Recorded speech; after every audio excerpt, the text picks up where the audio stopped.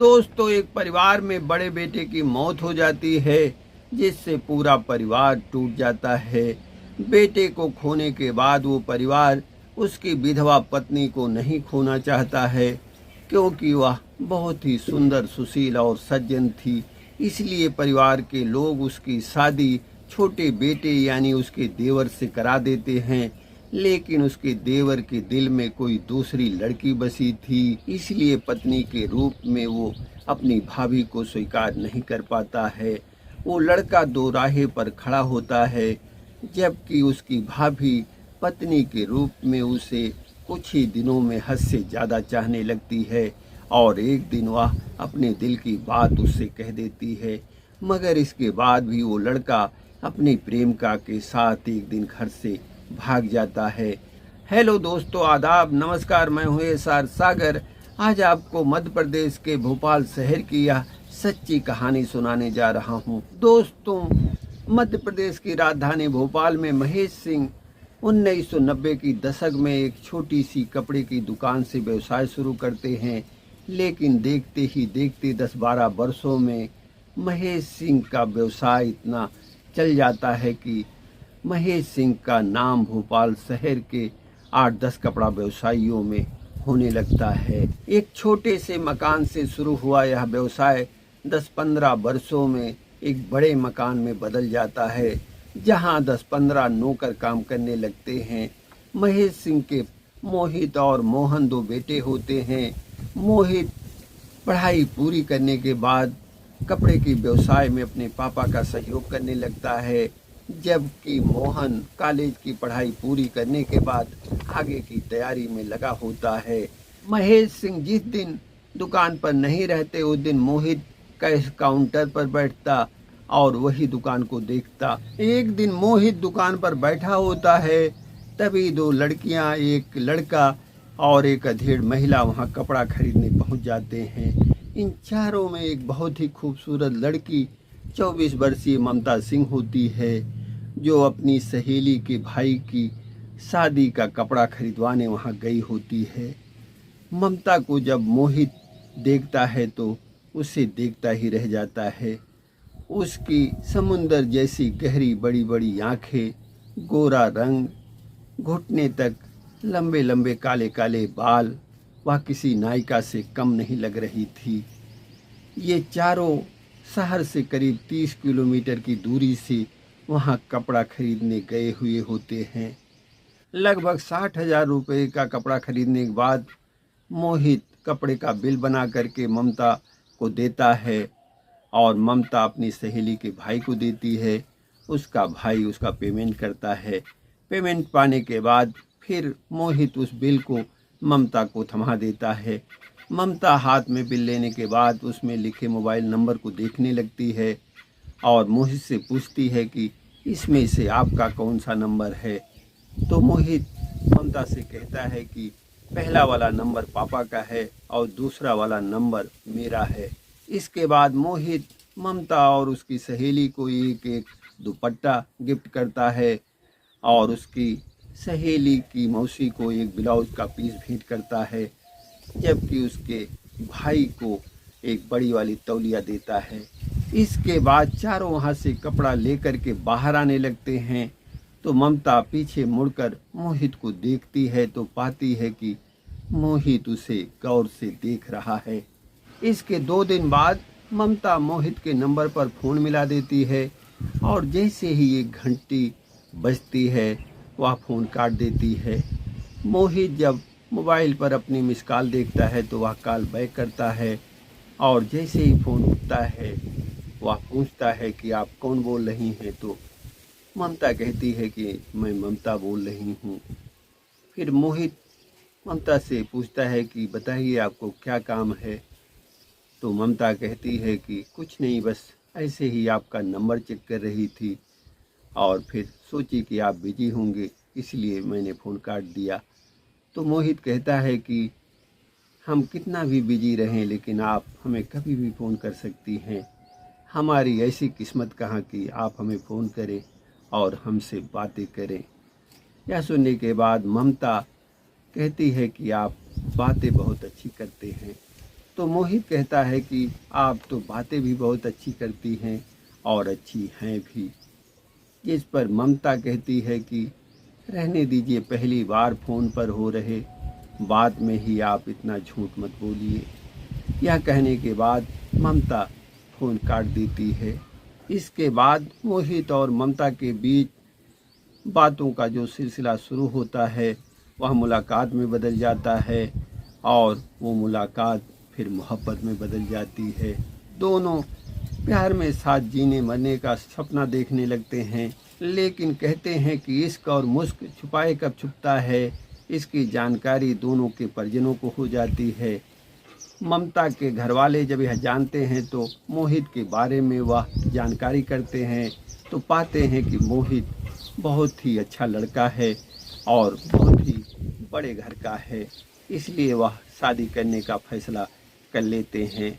उधर मोहित के घर वाले जब ममता के बारे में जानते हैं और ममता को जब देखते हैं तो वह बहुत खुश होते हैं और बिना किसी दहेज के डिमांड के वह ममता के साथ शादी करने का फैसला कर लेते हैं। इसके बाद दोनों की शादी हो जाती है। ममता 22 फरवरी 2020 को दुल्हन बन के मोहित के घर आ जाती है। ममता जितना ही सुंदर थी उतना ही सुशील और सज्जन थी, जिससे मोहित के माता पिता भी ममता को बहुत चाहते। ममता यह सोचकर बहुत खुश थी कि उसने जिसे प्यार किया उसको उसने जीवन भर के लिए पा लिया है, लेकिन ममता को यह कहाँ पता था कि जिसको उसने जीवन भर के लिए पाने का ख्वाब सजा रखा है वह कुछ ही दिनों में उससे हमेशा के लिए बिछड़ जाएगा। शादी के 3 माह बाद मोहित व्यवसाय के काम से भोपाल से सूरत जा रहा था। इस दौरान चलती ट्रेन में उसने बैठने की कोशिश की और वह ट्रेन के नीचे चला गया, जिससे घटना स्थल पर ही उसकी दर्दनाक मौत हो गई। इस घटना के बाद ममता का सब कुछ उजड़ गया, सारे सपने उसके बिखर गए। बड़े बेटे की मौत के बाद पूरा परिवार टूट जाता है। बेटे को उसके माता पिता ने तो खो दिया, लेकिन उसकी विधवा पत्नी यानी अपनी सुंदर सुशील बहू को वह नहीं खोना चाहते थे, इसलिए परिवार के और रिश्तेदार के लोग उसकी शादी अपने छोटे बेटे यानी उसके देवर मोहन से 20 दिसंबर 2020 को करा देते हैं। लेकिन मोहन के दिल में दूसरी लड़की सरिता बसी हुई थी, जिसे मोहन कॉलेज के दौर से ही चाह रहा था, लेकिन मोहन उससे इसलिए शादी नहीं कर पाया क्योंकि वह सोचता था कि बड़े भाई की शादी हो जाए तब मैं सरिता से अपनी शादी की बात करूं। लेकिन सरिता बहुत बड़े घर की बेटी थी और उसकी शादी उसके घरवाले शहर के एक मशहूर डॉक्टर से कर देते हैं। सरिता शादी के बाद भी मोहन को नहीं भूल पाती है और दोनों की बातें और मुलाकातें आज भी चल रही थी। मोहन परिवार के दबाव में ममता से शादी तो कर लेता है, लेकिन दोनों पति पत्नी होते हुए भी पति पत्नी जैसे नहीं रहते। कहने को दोनों आसपास रह रहे थे, लेकिन दोनों के बीच काफ़ी दूरी थी। ममता मोहन के खाने पीने का पूरा ध्यान रखती, उसका कपड़ा धोती, खुद प्रेस करती और कहीं वह जाता तो उसका जूता वह खुद पॉलिश करके उसे देती। शादी के 3 माह बाद होली का त्यौहार आ जाता है तो मोहन की माँ मोहन से कहती हैं कि बेटा, बहू के आने के बाद यह पहली होली है, इसलिए मैं चाह रही हूँ कि होली के एक दिन पहले तुम बहू को लेकर के मैके चले जाओ और अगले दिन फिर बहू को लेकर के घर आ जाना। जिस पर मोहन कहता है कि मम्मी मेरे पास टाइम नहीं है। यह सुनने के बाद मोहन की माँ मोहन पर नाराज़ होते हुए कहती हैं कि तुम्हारे पास अगर बहू के लिए नहीं टाइम है तो किसके लिए टाइम है। इन दोनों के बीच वाद विवाद होते देख ममता कहती है कि रहने दीजिए मम्मी जी, मैं नहीं जाऊंगी, मैं आप लोगों के साथ ही होली में रहूंगी।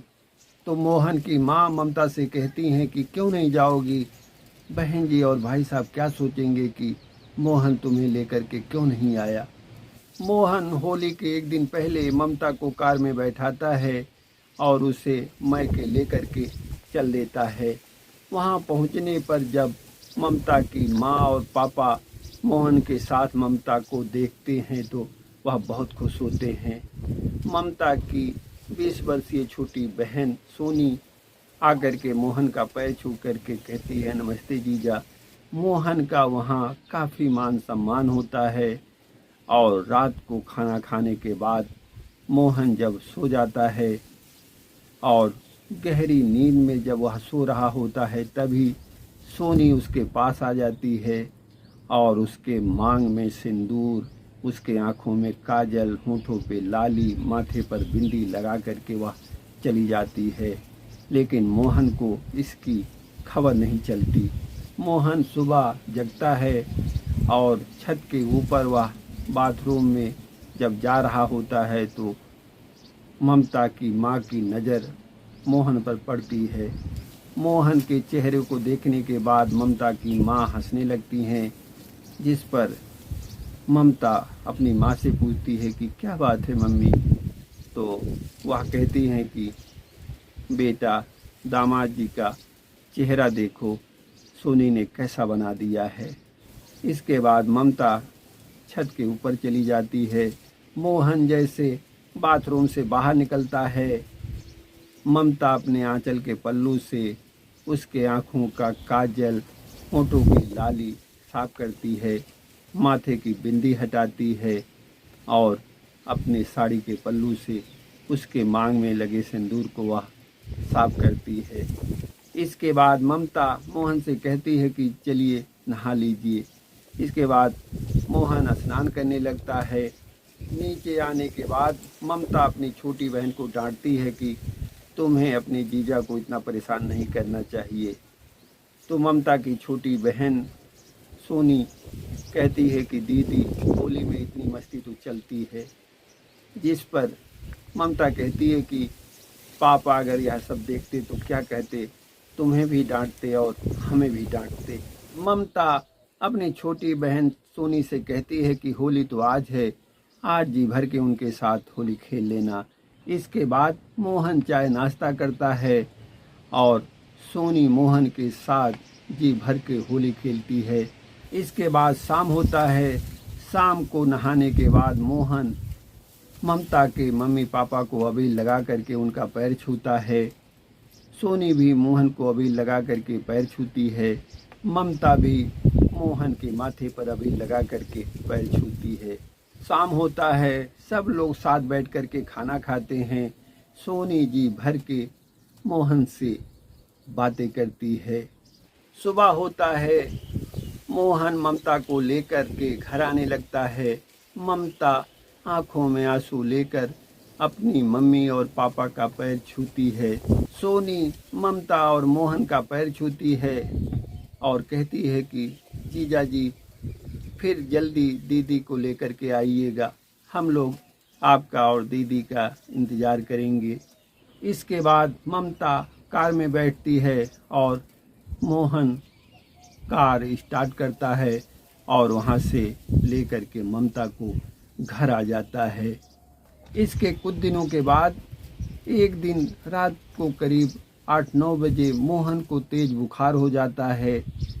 मोहन की माँ फैमिली डॉक्टर को मोहन को देखने के लिए बुलाती हैं।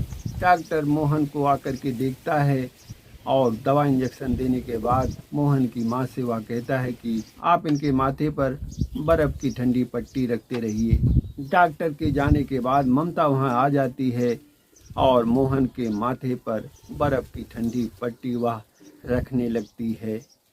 इसके कुछ देर बाद मोहन को आराम होने लगता है और आराम होने के बाद उसे नींद आ जाती है। उसकी नींद जब सुबह 4 बजे खुलती है तो वह देखता है कि सामने ममता बैठी हुई है। जैसे मोहन आँख खोलता है, ममता पूछती है कि आपकी अब कैसी तबीयत है, तो मोहन कहता है कि अब काफ़ी ठीक है। फिर वह ममता से कहता है कि आप रात भर यहाँ बैठी हैं। ममता इसका कोई जवाब नहीं देती। फिर मोहन ममता से कहता है कि आप जाइए आराम कीजिए। ममता इसका भी कोई जवाब नहीं देती। फिर वह मोहन से कहती है कि आपके लिए चाय बना लाऊं। तो मोहन कहता है कि नहीं, रहने दीजिए, सुबह चाय पियेंगे। इसके बाद भी ममता वहाँ बैठी रहती है। ममता और मोहन की शादी हुए धीरे धीरे 1 बरस बीत गए, लेकिन दोनों पास रहते हुए भी एक दूसरे से दूर थे। एक दिन मोहन की माँ दुकान पर गई होती हैं, तभी दोपहर में मोहन घर आ जाता है और वह अपने कमरे में पहुंचता है और वहाँ बैग में अपने कपड़े को वह रखने लगता है। ममता जब यह देखती है कि वह घर आए हुए हैं तो वह उसके पास चाय पानी लेकर के पहुंचती है और देखती है कि वह अपने बैग में अपने कपड़े को रख रहा होता है। ममता मोहन से कहती है कि आप कहीं जा रहे हैं? तो मोहन कहता है कि हाँ। ममता फिर पूछती है कि कब तक आएंगे? मोहन कहता है कि पता नहीं कब आएंगे। तो ममता कहती है कि आपसे पिछले कुछ दिनों से एक बात कहना चाह रही हूँ, लेकिन कह नहीं पाई। मोहन कहता है कि अच्छा हुआ जो आज आप वो बात कहना चाह रही हैं, कह दीजिए, क्योंकि हो सकता है कि आज के बाद हम आपसे कभी ना मिले। बताइए आप क्या कहना चाह रही हैं? ममता कहती है कि यह सही है कि मैंने आपके भैया से प्यार किया था, उन्हें मैं बहुत चाहती थी, लेकिन अब मैं आपको भी चाहने लगी हूँ, आपको प्यार करने लगी हूँ। यह कहकर ममता रोते हुए अपने कमरे में चली जाती है और वहाँ वह सिसक सिसक कर रो रही होती है। मोहन कपड़े को अपने बैग में रख रहा होता है और ममता की रोने की आवाज़ वह सुन रहा होता है। मोहन बैग में कपड़ा रखने के बाद वह घर से बाहर निकलता है। दरवाजे तक उसे ममता की रोने की आवाज़ सुनाई देती है। घर से निकलने के बाद मोहन ऑटो पकड़ लेता है। दरअसल मोहन और सरिता आज घर छोड़ करके भाग रहे थे। दोनों आज मुंबई जा रहे थे। सरिता जब बैग में अपने कपड़े रख रही थी तो उसका डॉक्टर पति उससे पूछता है कि आप कहीं जा रही हैं? तो सरिता कहती है कि हाँ। फिर उसका पति सरिता से कहता है कि ठीक है, आप जल्दी आ जाइएगा। इसका सरिता कोई जवाब नहीं देती। फिर सरिता का पति उससे कहता है कि आप पैसा भी रख लीजिएगा, नहीं तो रास्ते में कोई दिक्कत होगी। इसके आधे घंटे के बाद दोनों भोपाल रेलवे स्टेशन पर पहुंच जाते हैं और वहां मुंबई जाने वाली ट्रेन का इंतज़ार करने लगते हैं। दोनों एसी कोच में अपना रिजर्वेशन पहले ही करवा चुके होते हैं। दोनों वहां आसपास खड़े होकर के ट्रेन का इंतज़ार करने लगते हैं। मोहन सरिता के साथ आज भाग रहा था, लेकिन उसके कानों में ममता की वो रोने की आवाज़ गूंज रही थी। उसके दिल को ममता की वो बातें बार बार झकझोर रही थीं कि यह सही है कि मैंने आपके भैया से प्यार की थी, मैं उन्हें बहुत चाहती थी, लेकिन अब मैं आपको भी चाहने लगी हूँ, आपसे प्यार करने लगी हूँ। मोहन उस बात को भी याद कर रहा होता है जब वह बीमार था। ममता रात भर उसके पास बैठी हुई थी। मोहन ममता की छोटी बहन सोनी की उस बात को भी याद कर रहा था जब वह कह रही थी कि जीजा जी दीदी को लेकर फिर जल्दी आइएगा, हम लोग आपका इंतज़ार करेंगे। मोहन आज दोराहे पर खड़ा था। उसके कुछ समझ में नहीं आ रहा था कि वह क्या करे। उधर सरिता भी अपने पति के बारे में मन ही मन में सोच रही होती है कि कभी उन्होंने मुझसे आपके अलावा तुम करके बात नहीं किया। वह मुझे कभी किसी बात पर रोकते टोकते नहीं। मैं चाहे जितना जहाँ भी खर्च करूँ, कभी वह मुझसे पूछते नहीं कि आपने कहाँ कितना रुपया खर्च किया। बेशक मैं मोहन से बात करती हूँ, लेकिन कभी उन्होंने मुझ पर शक नहीं किया। हाँ, यह सही है कि हमारा और मोहन का रिश्ता गंगा जल की तरह साफ है। हम लोगों ने मर्यादा के उस रेखा को कभी नहीं लांघे। सरिता मन ही मन अपने पति के बारे में सोच रही होती है। इधर मोहन भी ममता के बारे में सोच रहा होता है। दोनों आसपास खड़े हुए होते हैं और एक दूसरे के आंखों में आंखें डालकर देख रहे होते हैं। मोहन जहां दोराहे पर खड़ा था, वहीं सरिता भी दोराहे पर खड़ी थी। इसके कुछ देर बाद ये अनाउंस होता है कि मुंबई जाने वाली ट्रेन थोड़ी देर में प्लेटफार्म नंबर 1 पर आ रही है। मोहन और सरिता दोनों ट्रेन का इंतज़ार कर रहे होते हैं। 10 मिनट बाद ट्रेन प्लेटफार्म नंबर 1 पर आकर रुकती है। ट्रेन 5 मिनट रुकने के बाद धीरे धीरे आगे बढ़ने लगती है, लेकिन मोहन और सरिता के पांव आगे नहीं बढ़ते कि वह ट्रेन में सवार हो जाएं। दोनों एक दूसरे को आंखों में आंखें डालकर देख रहे होते हैं। ट्रेन जाने के कुछ देर बाद दोनों अपना अपना बैग उठाते हैं और फिर अपने अपने घरों के लिए वापस हो जाते हैं। मोहन आकर के ऑटो पकड़ता है और ऑटो में बैठने के बाद वह मन ही मन यह सोचता कि कितनी जल्दी वह ममता के पास पहुंच जाए, कितनी जल्दी वह ममता से मिल ले। घर पहुंचने के बाद सीधे वह ममता के कमरे में चला जाता है तो देखता है कि ममता की रो रो कर आँखें सूज आई है। मोहन ममता को गौर से प्यार भरी नज़रों से देखता है, फिर उसे वह बाहों में भर लेता है। बाहों में भरने के बाद मोहन ममता से कहता है कि आप मुझे माफ़ कर दीजिए। ममता मोहन से लिपटकर फपक कर रोती है। मोहन ममता को बाहों में भरकर लंबी लंबी सांसें लेता है। ममता अपनी आंखें बंद करके मोहन से लिपटी हुई होती है। उधर सरिता घर पहुंचती है तो वह अपने पति को बाहों में भर लेती है। तो उसका पति कहता है कि क्या बात है जो आप मुझे इतना प्यार आज कर रही हैं। सरिता इसका कोई जवाब नहीं देती। सरिता की आंखों में बस आंसू होता है। ये कहानी आपको कैसी लगी कमेंट में अपनी राय दीजिएगा। और अगर आपने अभी तक हमारे इस चैनल को सब्सक्राइब नहीं किया है तो प्लीज़ आप सब्सक्राइब कर लीजिए, लाइक कीजिए, कमेंट कीजिए, अपनी राय दीजिए कि हमारी ये सब स्टोरी आपको कैसी लग रही है। जय हिंद।